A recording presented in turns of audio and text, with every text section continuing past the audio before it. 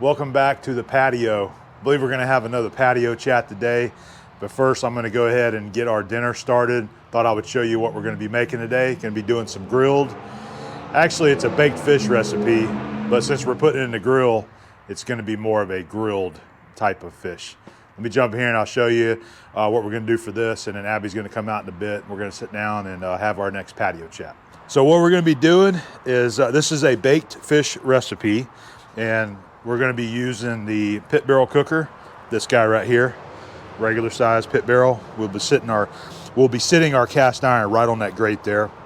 So I gotta get that fired up here in a bit. And what we have got is 2 red snapper fillets. I picked these up yesterday from Joe Patty Seafood. So got 2 nice red snapper fillets. I'm gonna go put those back in the fridge. I just wanted to show you those, keep those nice and cold. All right, and then this is a real simple recipe, and my mom told me about this recipe a while back. And what we have is, I've kind of added to this recipe, by the way. The basic recipe is you take your fish. Now, you don't have to use snapper, but this was traditionally done with snapper here where we live. You can use grouper, you can use any fish you want. Take your fish. I like to season it, and I'm gonna be using this Seafood Magic seasoning right here for mine, but you can use any seasoning you want. You can even use just salt and pepper. That's what Mom always did, was just salt and pepper. So Seafood Magic, and we'll be putting our fish in here, seasoned, and then I'm going to use the soy sauce. We usually use the low sodium, and I'm going to cover the fish in some soy sauce, put a little bit extra down there in the cast iron, and then we're going to take this can of tomatoes right here. We're going to dump that with the juice in there on top of the fish. Then you're going to top it with some diced onions. I'm going to be putting some of these garlic cloves in there as well. We're not going to cut these. I just want some fresh garlic in there that I can eat whenever I eat my fish there. And then we'll actually have some asparagus that we're going to put in there on each side. Last time I did this, the asparagus got a little too cooked, so I'm going to wait about a half hour before I put the asparagus in there and cook that down as well. This creates a nice broth in there, and the way that Mom always served this is that she would always cook white rice. So that's what I do. I cook a pot of rice, and then once this is done, you just serve this right over a bed of rice, and it'll have a lot of broth in there from the soy sauce and the tomatoes all mixed together, and it is so good. And then with the addition of putting it in the pit barrel, but you can use any grill, just a traditional charcoal grill, whatever you want, or use an oven. But using a charcoal grill adds another layer of flavor in this because of the smoke from the charcoal. All right, so I'll bring you back when we start getting this guy ready. Let's go ahead and prepare our baked fish recipe. I'm real hungry. I want you to know that. I hear another siren. So today's been one of those days. I was just telling Abby, the sirens have been non-stop today. Just all day long. You hear it? One just came through, what, 5 minutes ago? People need to be careful. Hope everyone's okay. It's just how it is here in Pensacola. All right, we got there's our beautiful red snapper fillets right there. Yum. You can pick out whichever ones you want whenever you buy. Did you pick or did you let them pick? I picked. I just pointed at a couple that I thought looked good. Yeah. So this is the skin on. Great for the grill right there. That one's actually still got a couple scales on it right there, but that's okay. Red snapper's great fish to eat right here. So what I'm gonna do, I'm gonna use our seasoning right here, the Seafood Magic. Go ahead and get some seasoning on here. Like I said, you can use whatever seasoning you like. It doesn't really matter. Salt and pepper works excellent as well. But I think this creates a nice little depth there to the flavor of the fish. So this is the skillet that I like using in my pit barrel. This is the 10-inch skillet, the double handle skillet at that. And what we're gonna do, I've got it oiled, by the way. Just gonna lay our fish fillets in there. Just like that, okay?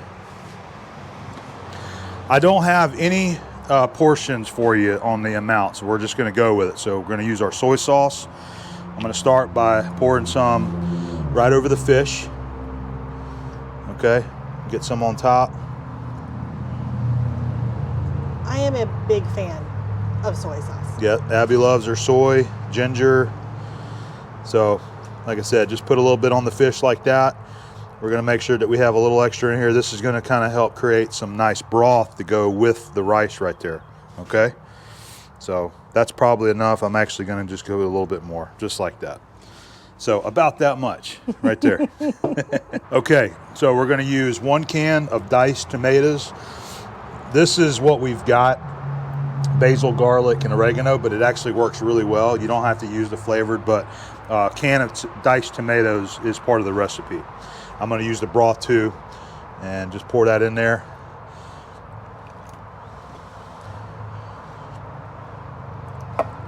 Where's this recipe from? Do you know? Mom give it to me. That's what I thought. We actually have, she does, she has an old family baked fish recipe that was made by my grandmother Booth. And I've been wanting to learn that from her, and I haven't done it yet. I'm hoping that maybe this summer we can do that. We can get together and actually make grandma's baked fish. And it uses red snapper, but it uses the entire red snapper. You put the whole fish in a pan.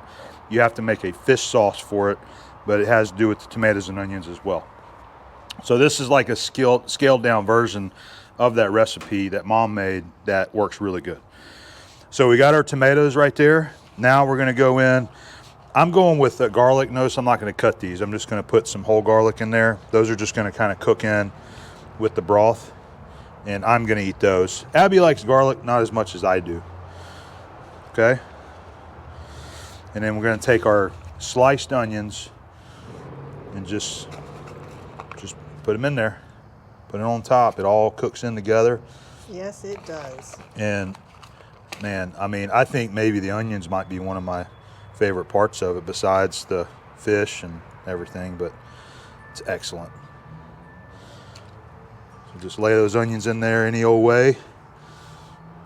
He made a variation of this for me last week or 2 weeks ago, Yeah. and it was like one of the best things that he's made.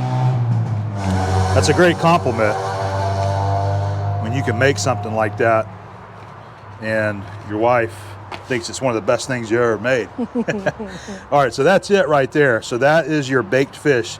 You can throw this in the oven and cook this, throw it in the grill. It's gonna make it even better. So I think we've got the pit barrel ready to go. We're gonna take this down there and set it in there and start our cook. So one of the ways I'm changing up this time, the last cook that Abby just mentioned, I used a piece of apple wood in there. This time I'm just using the charcoal, and I use Kingsford charcoal, by the way, the charcoal briquettes. Always works good. So, we're ready to go. I'm trying to switch it up. I'm not questioning the cook.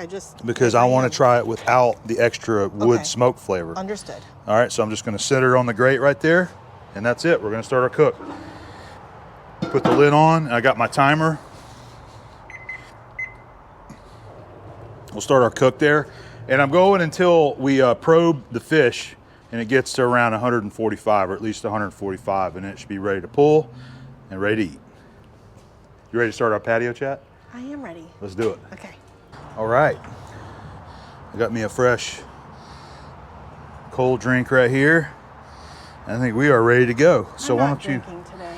Abby's not. She's not drinking by choice. By choice. Why don't you kick it off? Why don't you tell them what you want to discuss today? Well, I promised that this is probably going to be the very last time that you ever ask for anything, but I was going to show the treasures that we got on our last trip, which was the Arkansas extravaganza, which I adored every minute of that trip.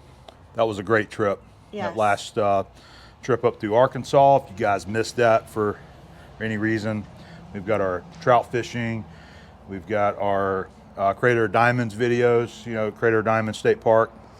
Which I still have not gone through the spoils yet. That I can't wait to do it, but yeah, I will like to say I was level 800 for that, and I was a little disappointed, but it's not because the park wasn't amazing. It was just because I was almost like Christmas time, you know, where you're so excited that you get sick. Like that's what happens when you're a child, but that still happens to me. And you go in with the hopes and dreams that you're gonna spot a diamond or you're gonna find a diamond or even some kind of nice big gemstone. Yeah.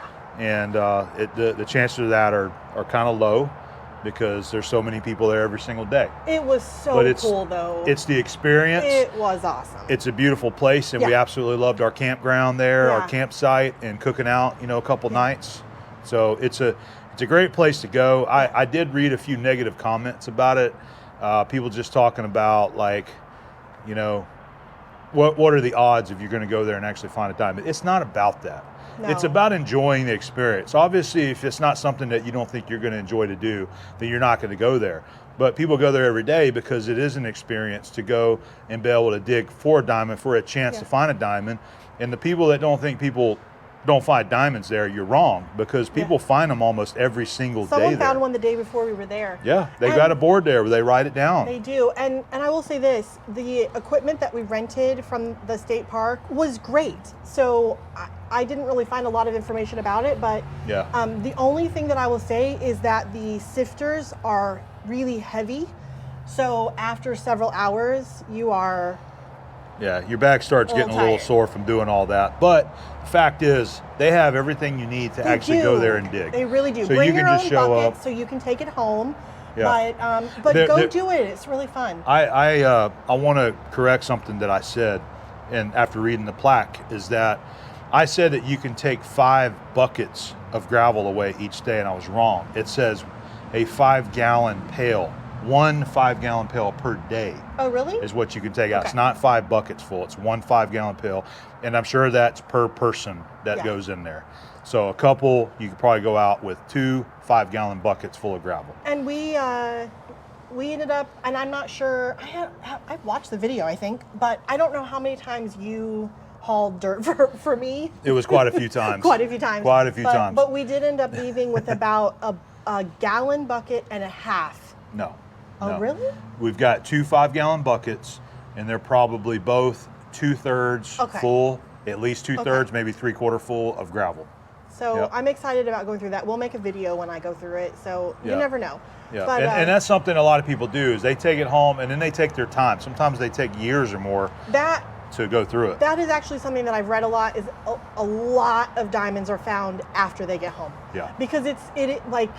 If you've been doing it for 3 hours and you're going crazy and you flip it over, you're ready to scoop up your middles and move on to the next thing. You're ready to just get your gravel because you know you're going to go through it all later. Yeah, and so go do it. It's really fun. It was really fun. It was a great experience. I'm glad we did it. It's not going to be the last time that we do something like that. Abby would love for us to go dig for quartz crystals or any kind of other minerals and gemstones. Yes. In other places of the country. And I will say that it's not appropriate for little kids. They will be bored in 10 minutes. That's what we noticed, is that most of the kids there got pretty bored and they were kind of irritated because they didn't want to be there.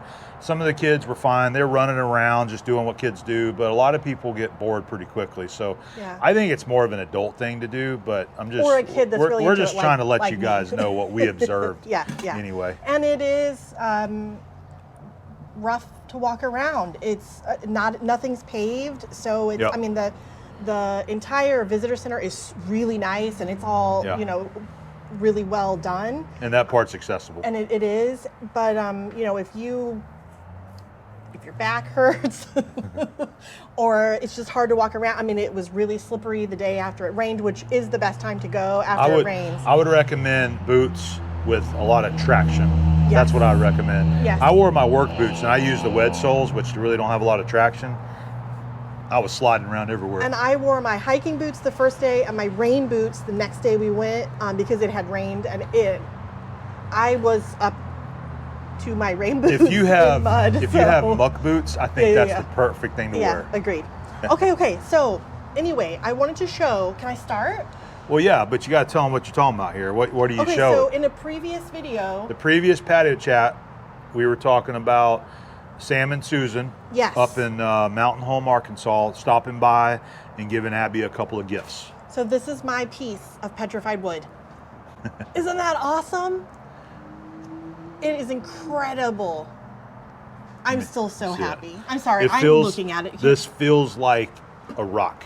That's how really dense it is, but you can see the wood right there.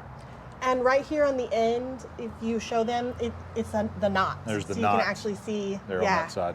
So this is one of my treasured possessions now. And this is the other. And I looked it up. This is called a glass float or a glass fishing float. Very cool. And this is from Alaska as well. And is that was, not just beautiful? So it was found in Alaska. Yes. It was found, and they said that they think it might have come from one of the Asian countries, possibly. And there is a little mark here, and you can see, well, you can't really see on here, but you can see where they blew the glass and then put a little topper on it. It's awesome. Yeah. So, and then... Really cool gifts. Honestly, I just bought a lot of little things. This makes me feel silly, but... Show them. Show them what look. you got.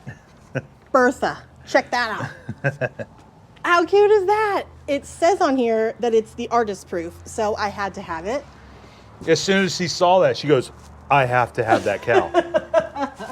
I love cows. I love pigs and chickens. Yep. And so, I don't even know what the style is, would it be considered what you like, but she definitely likes things that are a little bit different than the normal, funky, especially when things are funky and colorful and they have animals in it. Yeah. So did I get anything other animals? No, not really. Paperweights. This is another thing that I collect. Yep. This is a Murano glass, and I've never seen one like this. That is a solid piece of glass. Yes, it is. So that was a very cool store that we found that in. That was in... I don't remember where that was at. We did a lot of picking, so I don't know. A lot of great picking spots that we found during our trip. One of the areas that we found that were actually, it was one of our favorites, was the Conway, Arkansas area. Oh my gosh. There are some great antique places there. He's so happy with me. Why? Because I found this place, and you got to see what's right inside the door. Okay, well, let's go check it out. So Abby saw this on the map, Arkansas Peddler Mall, and this place is awesome. We're gonna check it out. They got a lot of really cool signage out here, a lot of really neat stuff. All right, so just coming in the door, look at these big anvils right here. This is cool. They got all kind of really nice blacksmith tools here. Abby's looking at some blacksmithing books. That's awesome. Yeah, that's very cool. Lots of cool stuff. Look at all the cast iron. Wow. Yes. This is going to be a great place. Yeah. Don't go there thinking that you're going to find something for cheap either. No. It's full retail prices there, but they have a cool place to walk through, even if you're not really looking for anything. I have never Great place to walk through and look at their collections. I have never seen so many metal signs in my life, and I am a huge sign fan. So I mean, They had a little bit of everything there. they did, and we really did find a lot of treasures. We tried to post them. So okay, I'm just gonna throw up. Look, this is an Egyptian. Everything that's made with rock or some kind of gemstone, I have to own. So I collect paperweights. Yep, nerd alert. Mm-hmm. I had to get this. It's a little dish, but look, it's made out of a gourd.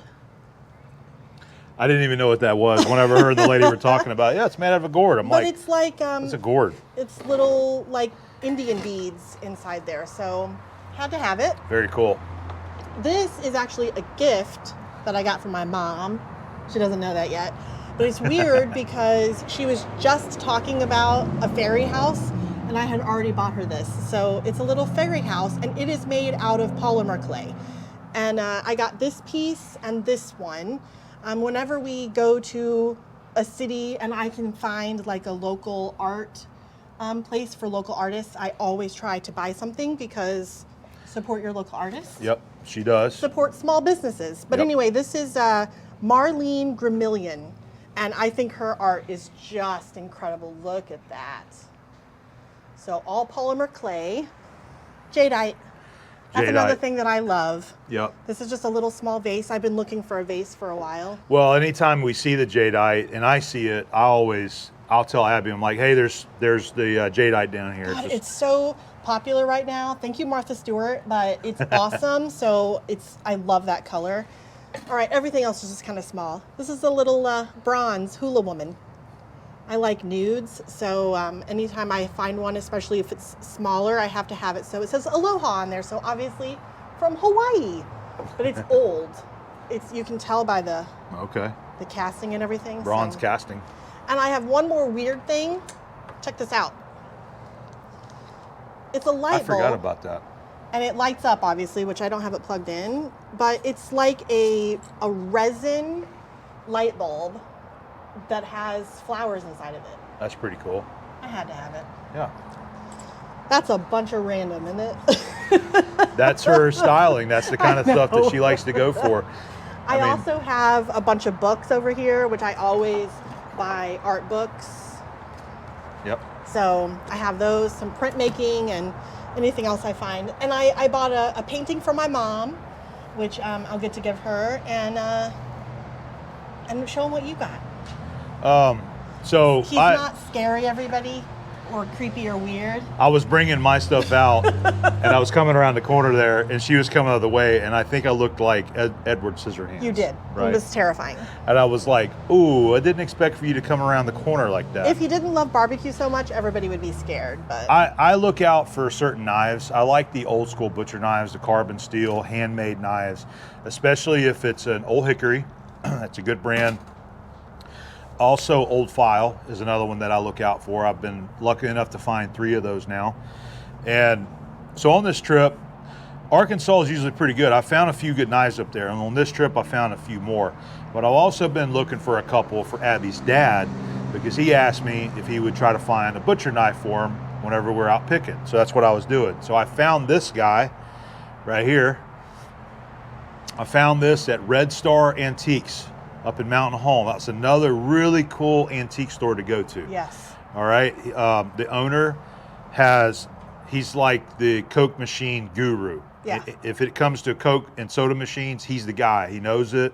He knows how to fix it. He restores them. He sells them. But he also owns the antique store there now. So he's got a bunch of vendors in there. But anyway, I found this knife, and I got that for Abby's dad. It's a good handmade knife, very rigid, firm blade there, which is what I like. So this is going to Abby's dad right there. I think that's like the 3rd knife that we've bought him. Probably. This one's actually That we going to haven't go. given him. The other one I bought, and I was like, hey, I found a knife. I'll sell you this one here. But the other ones I ended up keeping. But this one's going to Steve. Yeah. So another style of butcher knife that I really like is this guy right here. And I've got 2 of those, and I've actually, now I keep one in the house and I keep one in the camper. This is probably my favorite style of carving knife right here, this one. And this one, all these knives except for this knife here, this one's ready to go. I'm just gonna put a fresh edge on it. All these are gonna need a little bit of work, need a little bit of cleanup of the steel. I'm gonna use some Evapor-Rust to clean these and then polish them, and then sand the handle a little bit, make those look a little nicer, and then I'll put an edge on it. So I got that one. This is another one that I got right here. That's the same style, but it's smaller. It's got a little dent. It's been hit on the blade there, so I got to straighten that up on the anvil, but that'll get cleaned up. And then we've got 4 of the Old Hickories. So these are my favorite 2 styles of the Old Hickory, is this guy right here, that style of knife, and then this style of Old Hickory as well. So I found those 2 in a display, and then I found this Old Hickory in a display, and also this Old Hickory. Now this one's been sharpened quite a bit, but that's perfectly okay. Still works. These make great fillet knives for fish. So all of these are going to get derusted. I'll use my Evapor-Rust to get the rust off. We'll polish the blades. I'll put a new edge on them. These are going to be just like new. So one of these may end up going to Steve as well. Just depends on what he wants, but this one right here is definitely going to go to Steve. And it actually has a name stamped on there, but it's really hard to read because they just didn't do it straight. Let me look.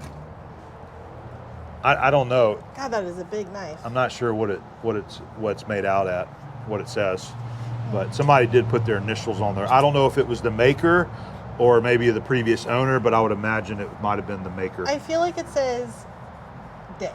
That's what it looks like. That's Sorry. what it looks like. I see, let me see. It looks like P. F, And then, I see F, and then D-I-C-K is what I see. One of the letters wasn't stamped all the way in there, so you can't make out what that second letter is. But I'll show you what I'm talking about right there. Okay, maybe you can see that. But anyway, that's going to be a great knife for Abby's dad to enjoy. Arkansas is a really good place for cast iron too. I mean, they have it everywhere. So this is one of my cast iron pieces that I bought. I only bought a couple, but this was the big boy right here that I got. So this is a Wagner ware. So it's a nice pot.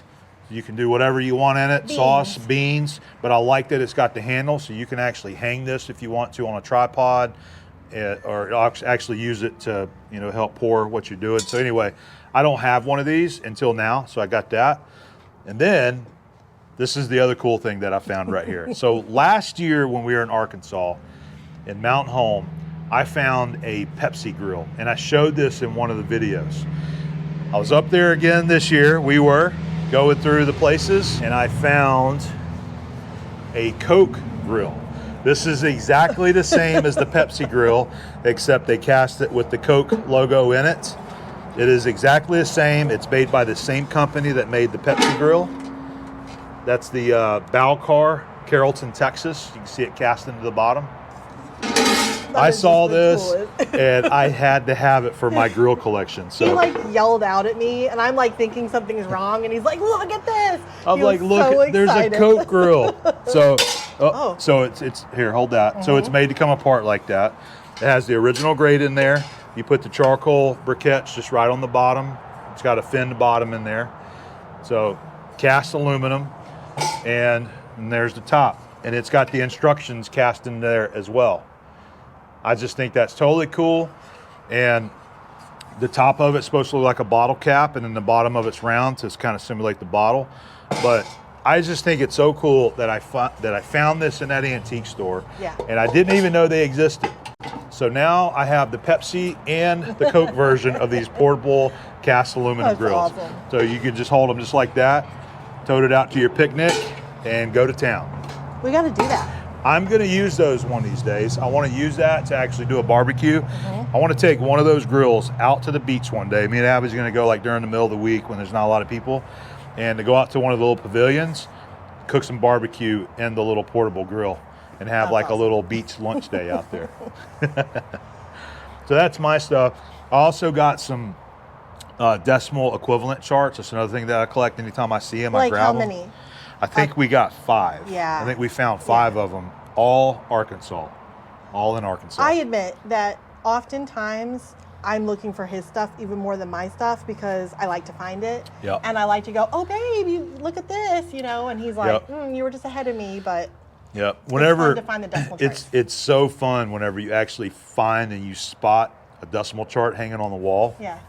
And you're just like, almost unbelievable that one is still there for sale. Yeah. Because they've gotten really popular, thanks to me sharing them on Instagram and my YouTube channels, that now everybody looks for them whenever they go antiquing. So they're getting harder to find. But they made a lot of them. A lot of different brands, companies had their name on it, all different colors. They help you in the shop. They show you your decimal equivalent, your tap drill sizes, lots of helpful information on there. And I like to collect them. So anytime I find one, I usually grab it and go. I think the best thing about them, besides the color, the battery's about to die. Okay. Let me swap out this battery and we'll be right back. It's at like 2%. All right, back on. Oh, I wanted to mention this. Also, I really did want to say something about the decimal charts. Okay. Why I was thinking about it. The best thing about them, besides how pretty and colorful they are, is that they have the cities, like the different cities. And so like you can have the same chart, but one's from Arkansas and one's from California. Wow. Yeah. That's the other interesting thing about the decimal chart. So maybe you find another Cleveland twist drill chart, or you find a Union tool chart. Most often when you find one, it's going to have, they made them so that at the bottom they would print the company name at the bottom that they sent them to. Yeah. And so a lot of the ones that I have, I mean, every one I have has a different business, a different business and city and state on there. So that's always pretty cool. Some of them I actually remember where we got them too. So that's kind of cool to think back and like, oh, I remember we found this one in Texas hanging on the back of a door, and it's been hanging there for 40 years. You know? That's exactly right. But that's why collecting is fun, and that's why we love it. Yeah. We know we don't need all this stuff sometimes, especially me. Yours are at least functionable. Mine's art though, so no apologies. Whenever we were at the White River, when I was doing the barbecue, I showed these alligator claws. And in that video, I mentioned that I actually didn't know where else that they were being sold, because I found them at the place up in Montana. Oh, Murdoch's. Murdoch's. I didn't go online and search for them because I was just using them. And someone said that, yeah, they're on Amazon. They make a few different variations of it. So they have a grill version. They have an outdoor version that has like a tent on it. They have a version made for a car or automotive, I mean, and then they have just the regular ones. So I went ahead and bought a couple more, the grill and in the outdoor version for us to use, and they work great. I went ahead and added these to the Amazon affiliate store if you guys are interested. And they're not expensive. They're like anywhere from $10 to $15 a pack. And you either get 80 or 100 of them, and they work great. So I just wanted to mention that. You What's love cute? those. They work really good. It's, when you're out here grilling, you know, Yeah. I usually have a towel to wipe my hands on, but those are nice because they're already pre-moistened and they're wet. So you can wipe your hands. You can use them to clean anything on the grill or your work table, anything. Anything that needs to be wiped down, you can use those for. Okay, I have the next topic. All right, go ahead. I'm really excited. Imagine that. Okay, so Abby, excited? We met with the architect Yes. for our new house. This was our second meeting. It was. The first drawing that we got, we really really what we wanted after we saw the first drawing, and so we changed a bunch of things, and like I said, there are so many things that you can have when you design your own house. It's literally endless, and sometimes that's daunting and overwhelming. But once we started, we really, really knew exactly what we wanted. And so it really was a lot, not easy by any means, but just a little easier than I was expecting. I was so nervous, sick to my stomach about it, because I wanted to get it right. But the first one, when it came back, it really wasn't anything like what we wanted. No. And we found out that he was also limited on size. Yes. So he was trying to fit this into the size of the building that they're going to put up, and so we had to kind of like regroup and tell him that is not what we want. This is what we want. We gave you a drawing. We spent 2 years drawing this, and Abby and I have done a lot. She's done a lot of searching online. She gets inspiration from pictures online on Instagram of barndominiums, pole barns, houses, and she likes to take a lot of those different design styles, or maybe you just see something, you're like, yes, I want my room to look kind of like that. I want my building to look like that, the kitchen, so she snaps pictures. You have to choose. It's really, really difficult to choose. I like so many styles and like so many things, and it's like, once you finally get to make your own house, it's like how many, I've been dreaming of this for a long time. Yeah. I used to always say that I wanted to have a new home by the time I was 40. Well, I'm 42 now? Fossil. Yeah, I'm getting old. Still live in the same old house. It's been a well-loved house, but it's an old house. It's noisy. There's a lot of stuff that goes around here that I'm just so tired of. Bad neighbors, bad people, noisy. I want the quiet. I want the serenity. That's why we bought the 10 acres, because it's quiet, peaceful. There's nature back there. There's a creek. We are so excited to get to the new property. We don't know when it's going to happen, but we hope that it maybe can start this year, but we can't say for certain, because it's, we met with the architect and we made a lot of good ground right there, because we were able to go in there and actually had his computer up, and we were actually able to go in and say, okay, this is what we want here. This needs to be removed. You need to add this. Yeah. This needs to be done, that. So he was able to tweak a lot of things. And then the other things we talked about, we wrote them down. He's got notes. He's going to be working on this week. Hopefully pretty soon, we're going to have the second revision back. And I think it's going to be very close, resembling what it is that we want out of our home. And I'm excited about that too. What we're going to end up with is a lot bigger than what I originally thought we would. Yeah, this is not going to But- be a 2,000 square foot home. No, and really the reason is just because of what we do. We both work at home and we're trying to create a lovely environment for that. And, you know, obviously cooking and barbecuing is a major part of what we do. Plus, you know, just living in general. We So- want, since we're going to invest in a home, we want to build the house that we want. So we Yes. found the property. So now we're not going to be stuffed in a neighborhood with neighbors next to us. We want to build the house that we want. Yeah. And the interior of the house, the main part of the house is going to be normal size like everybody has. You know, there's going to be a master bedroom. There's going to be a master bathroom. There's going to be a kitchen, a living room, spare bedroom. There's going to be office here. There's going to be office here. I want a gym. All the normal things. So one of the rooms is going to be a gym for a treadmill and stuff like that. But I don't want a little typical 2-car garage for a little car to go in. I want a big garage that's going to be able to hold a lot of different vehicles in there. I want it tall, I want it deep, I want it wide. That adds a lot of square footage to a home because it's a custom sized garage. I also want this right here, this patio, to be incorporated into the house. I don't want it separate, and I don't want some little rink-a-dink patio on the back of the house like every house builder makes. Our backyard is more important to us than the bedrooms.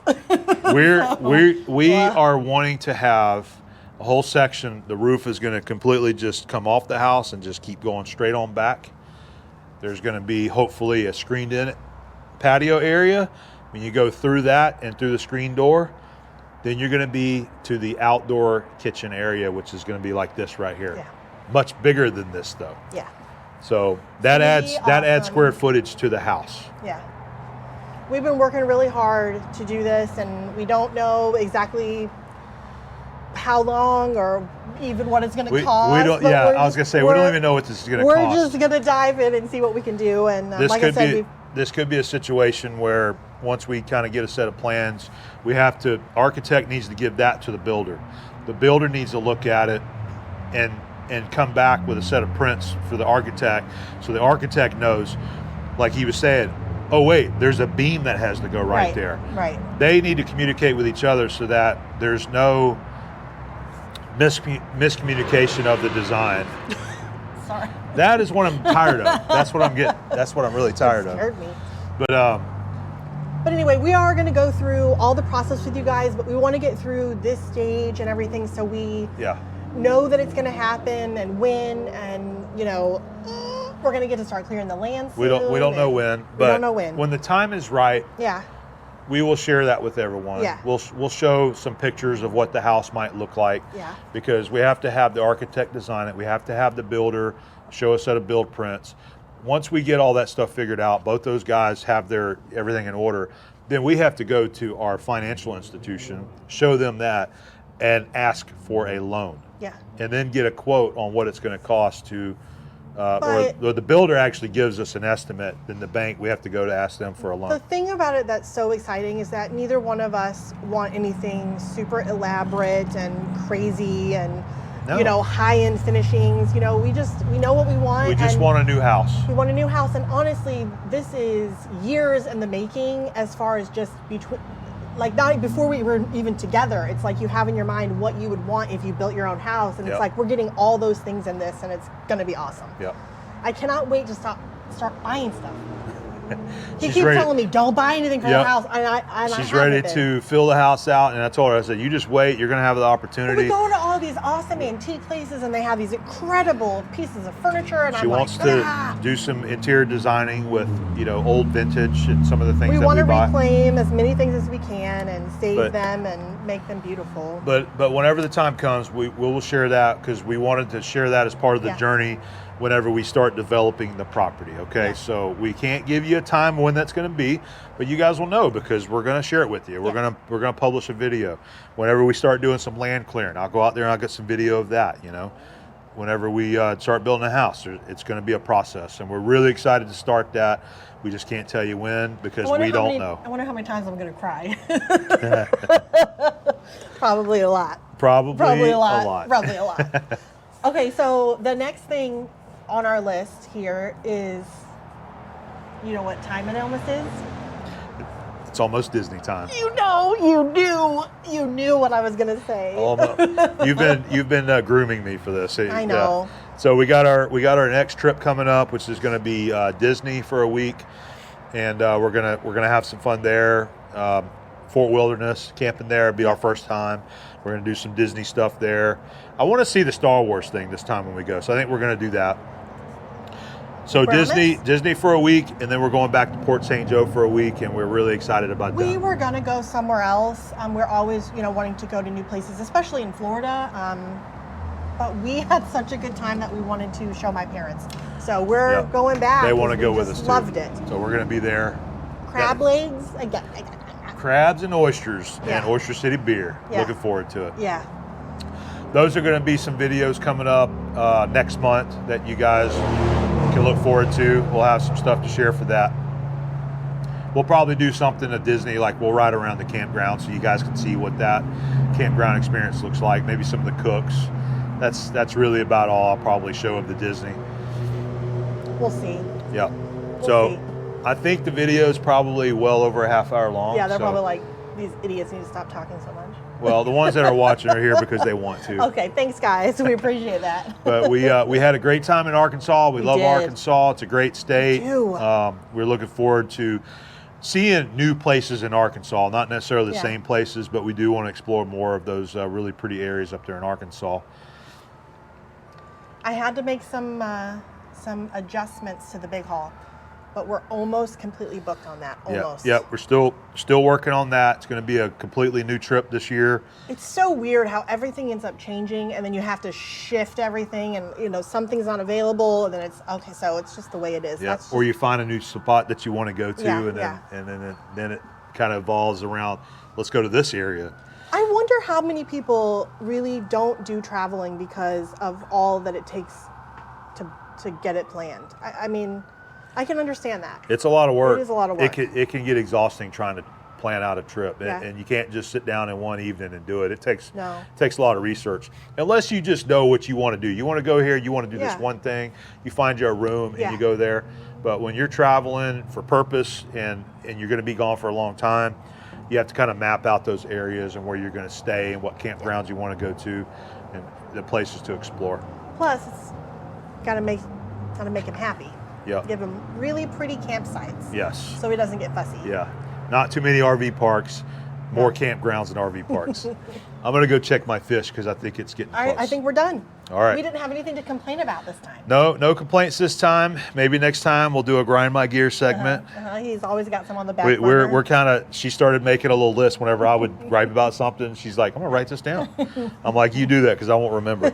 So maybe next time we'll do a rant. Yeah. All right, let me go check my fish. All right. I'll give you a peek at our fish that's being cooking in the pit barrel. It's about ready to pull. It smells good out here. I think it's going to turn out great.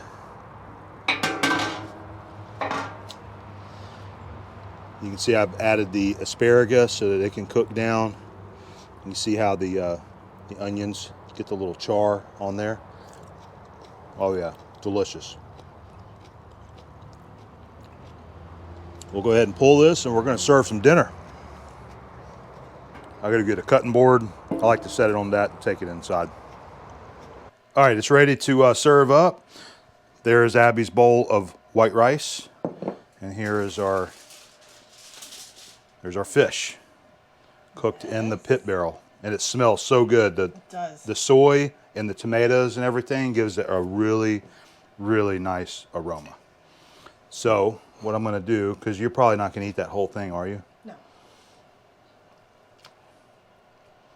What I want to do is kind of do it like this right here.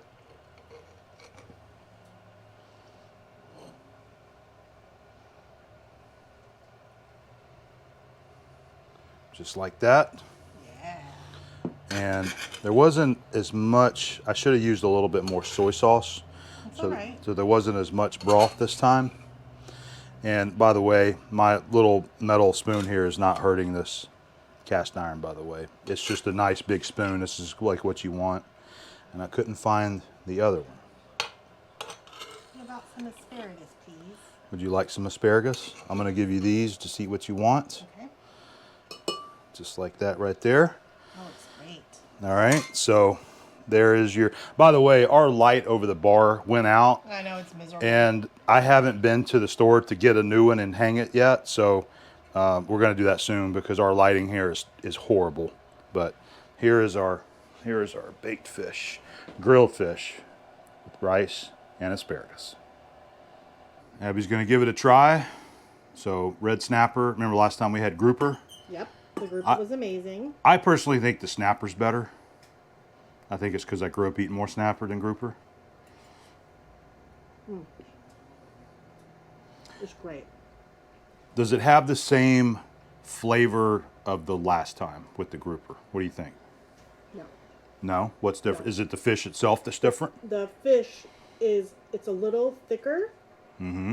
It's really moist, really delicious, but it just has a little bit different fish flavor than the other. Yeah. To me.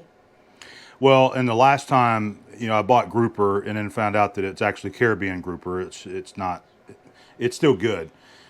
This is local red snapper, Gulf red snapper. I mean, it's amazing. It's not, imported from the Caribbean or anything like that. This is caught out there in the Gulf south of us. It's really, really good. So you like it? Yes. Well done, babe. So that is an excellent dish to make. This right here, you guys ought to try that. Like I said, you can use whatever fish you want. It all works great. So Abby's going to chow down. I'm ready to fix mine. I'm toasting my French bread over there in the little convection oven. We're going to have us a nice meal. Those onions. All right, we'll see you guys on the next video or patio chat, or whatever it is. And we're going to go enjoy our meal. See you later. Yeah? Abby likes it. Too big of a bite.